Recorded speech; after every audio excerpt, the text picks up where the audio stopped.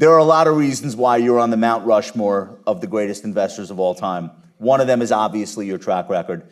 Another is how much wisdom you are willing to share with everyone else via books and interviews, which back then was very rare. But among your greatest achievements is the fact that you went out on top, literally at the height of your popularity and your performance in 1990. That was 35 years ago. You were 46 years old at the time, and I wanted to start by asking you about that decision. Well, I love the firm. I still love the firm. It's the best ever put together. And my father died at 46, and I was 46. I remember that number. And I was in the office every Saturday, 7 o'clock.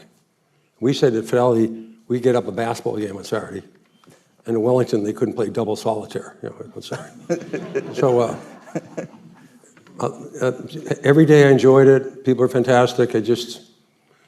We had 3 daughters, and I just wanted to spend more time with my wife and the 3 daughters. And I was lucky enough to, Fidelity said, just stay on, we'll give you a role here working with young analysts and fund managers. So it's been great company, the best. Did you ever think about getting back into the game? Was there ever a moment or a temptation where you said, you know what, I think I could do this better than everyone else out there still, and I want to go for it? I had all these offers to do a close-end fund. Okay. $1 billion, $2 billion, with 2% fees. The market's up 30-fold. Yeah. 30-fold since I left. Okay. So if I just did average, it'd be a $60 billion fund. Yeah. The temptation was never great enough, though. No. I'd still be working those same hours. Yeah. Because 1 out of every 100 Americans was a Magellan fund. Is that right? 1 of every 100 Americans was a Magellan fund. Okay. These are people that $5,000, $10,000 was very meaningful.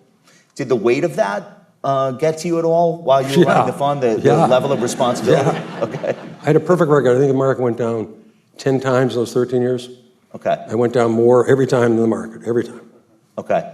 But you somehow managed to get through those moments when you were down. Yeah. How did you do that? In '87, I got letters from people saying, hang in there, it'll be great, don't worry about it. It was amazing. I wanted to ask you if there were ever moments where you looked at something that was happening in the market, whether it was a bull market or a bear market, and said to yourself, if I were at Magellan, I know exactly what I would be doing right now with this opportunity. Had you had those moments? Yeah, I did have that moment when Pets.com came public. Pets.com?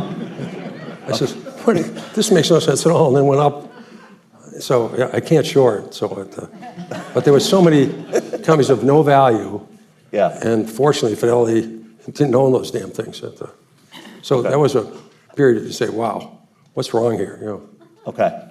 I wanted to ask you, who are the professional investors or the corporate leaders or other people on Wall Street that you either admire most today or that you looked at and learned from during your tenure managing the... Who are your heroes or who are your mentors? I'd say Lee Iacocca would be really up there at Chrysler, Ford and Chrysler, and then Bob Walter at the... Well, let's pause. Why Lee Iacocca? What was it about him that you admired? Well, imagine he invented the Thunderbird at the Mustang at Ford. And then he brings in the minivan and Jeep at Chrysler. Yeah. Incredible. It's just a wonderful person. And then, this Bob Walter, when it was Cardinal, he was supplying supermarkets, had a 37 million value when it came public. It's now 37 billion. This guy, Bob Walter, I mean, he's so good. And I'm trying to think of another fellow. There's so many great entrepreneurs that aren't that well known. I think it's Al Nahmad. He's at, it's an amazing company in Florida. That's up 100-fold. Or Ben Camerata, TJ Maxx. TJ Maxx is up 100-fold. Yeah. That's Ben Camerata. I mean, those are great people.